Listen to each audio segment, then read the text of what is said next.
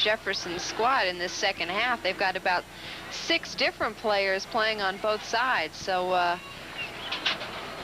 that's tough enough in itself, but when you're running in the mud, it gets even harder. I was going to say, nobody likes to lose, but when you play in this tough all afternoon and you lose, it seems especially tough.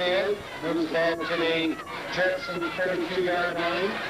Second down and 25. So they are called for the illegal receiver downfield. 2nd and 25. Ineligible receiver downfield. Here, still 2nd down. Steve, you've seen one more season of high school football here in Colorado than I have. On a field that gets in this condition this early in the season, is there anything they do or can do to put anything back together on it? About the only thing they can do is, speaking about the field, you see a muddy football fumble.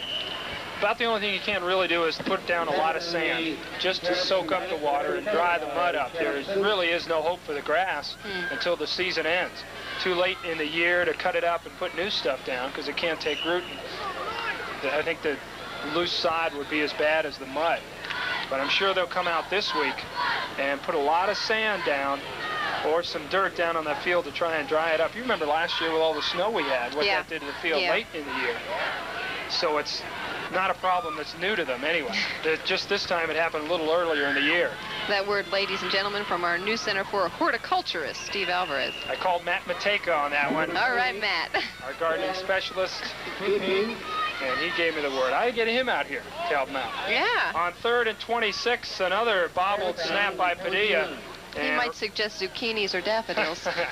Right in the middle of the mud, they can't go anywhere, so the Saints will have to punt it again.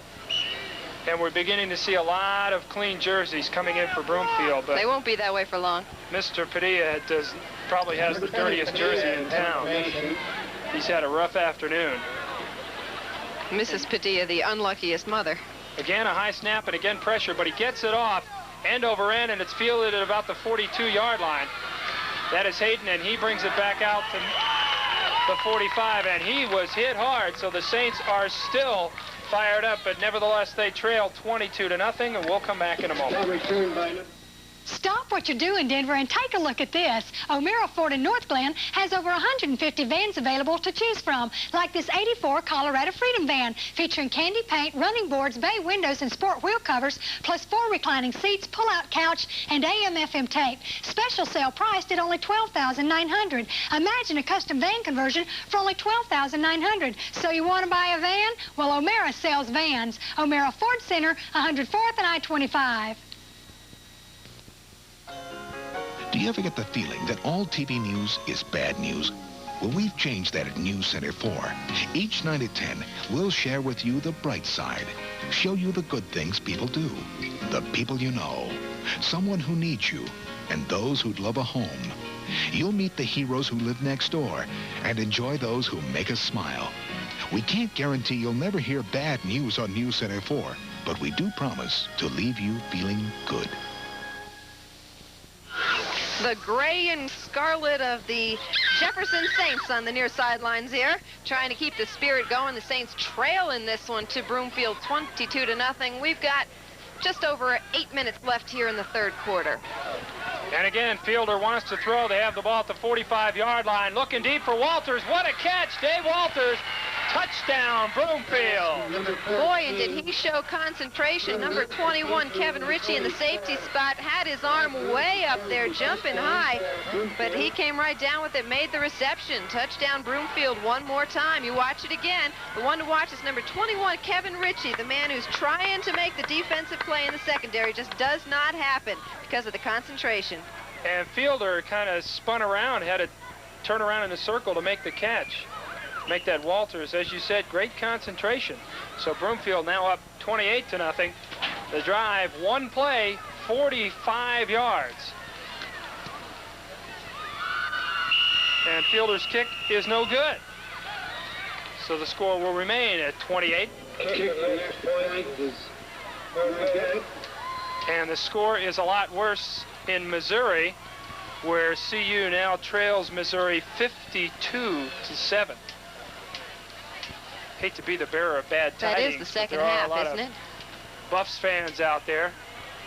That is late in the fourth quarter. Oh, thank you very much. Not quite late enough for Bill McCartney and his folks. I'm sure Broomfield now will make wholesale substitutions. It's a time when you want to see what your reserves can do, because come playoff time, if there is an injury or two, you want to know that a guy can come on the field and have some game experience and not have to step in.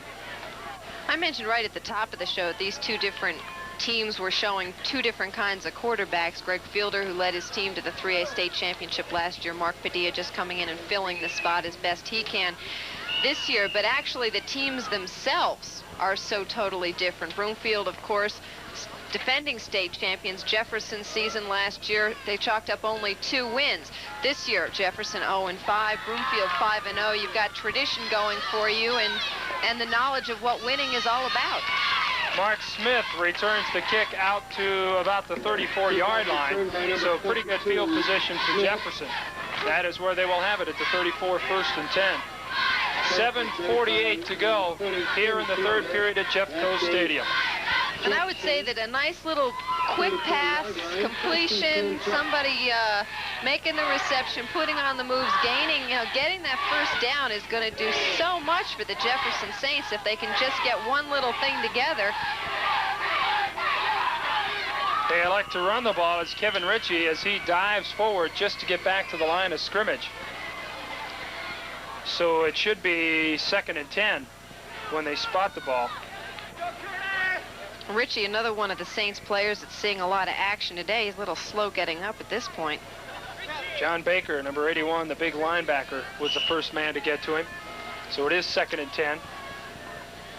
As Ritchie's going to come off to get a breather and scrape some of the mud off his helmet. Been a tough afternoon for the Saints.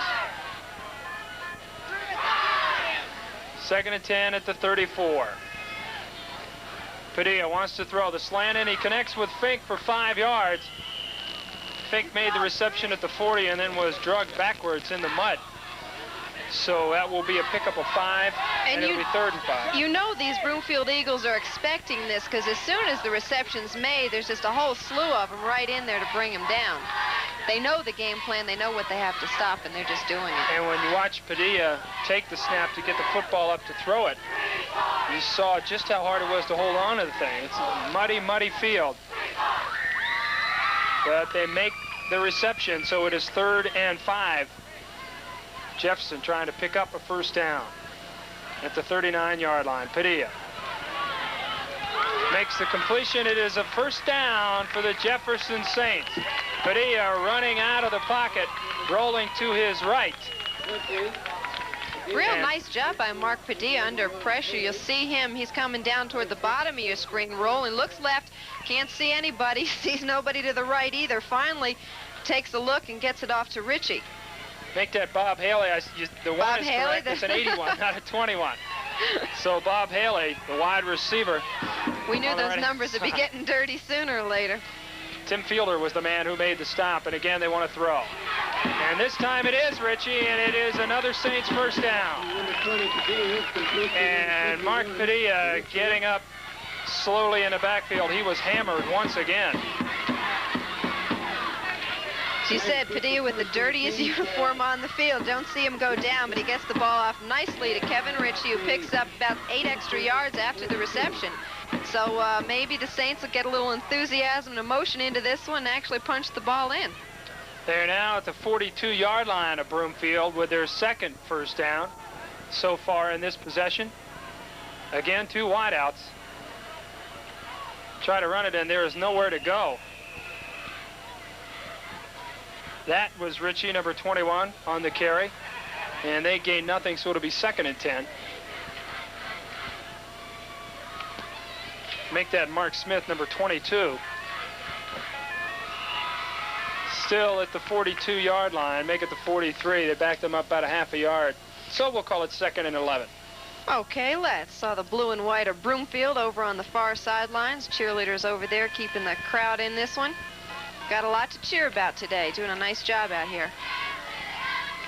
2nd and 11 from the 43, and there's a bobbled snap, and Broomfield comes up with it. And once again, that muddy field takes its toll. A fumble on the snap. Broomfield has it. They'll have 1st and 10 when we come back. Arby's brings magic to baked potatoes. Announcing Arby's new super stuffed potatoes with better ingredients like fresh broccoli and cheddar, fresh sauteed mushrooms and Swiss, butter sour cream, chives, cheese, and real bacon. Welcome to Arby's. You're right where you belong.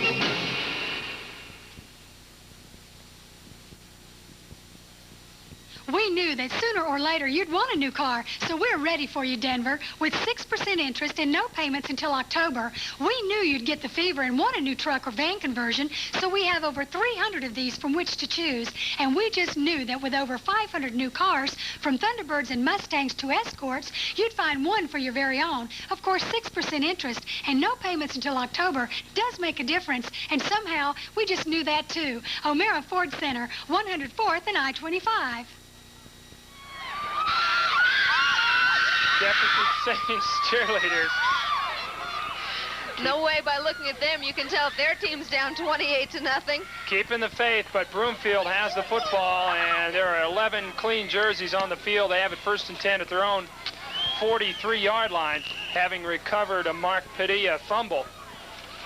Might start off telling you that in at quarterback number 17, Dylan Hartley. That's a start anyhow. That's the first start. Plenty of clean jerseys there as you see Dylan Hartley trying to line up his troops to call the play. Boy, the starters were dirtier than that when they came out just after the pregame warm-ups. 2nd and 9. They pick up a yard. It is at their own 45-yard line. Can't take the glare off my TV set. And it could be too much time. Dylan Hartley having a little trouble getting the play called in the huddle. Now, if I'm to understand things correctly, this is the first time that Broomfield has put in another quarterback instead of Fielder. He has been in and played every down of every game as far as I understand it. So, illegal procedure, offense, still 2nd down. As you said earlier, this is the time you put in your backups, see how well they play, and give them some experience for that time when an injury puts somebody down and they have to play in some kind of a big game come postseason time. Dylan Hartley is a junior, so he will be around next year. The quarterback now in for Broomfield. 2nd and 14 at their own 40. And Hartley wants to throw the football. Got a man open out in the flat. It is complete. Nelson Moore made the tackle. And that is number 1, Mike Wilpott, who makes the reception. Wilpott, just a sophomore, 5 feet 6 inches tall, 137 pounds.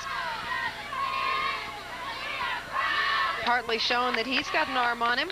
Not a bad throw. Get away, Nelson! However, there was a flag on the play. It is against Broomfield, and they will march him backwards. This one is a 15-yarder. I believe it's a personal foul. So it should be 2nd and about 29 when they get this thing put down. Broomfield 17 yards. That's the receiver downfield. Takes that back to the Illegal receiver downfield. So it is 2nd down and 29. and 30. The ball now back at the 25-yard line.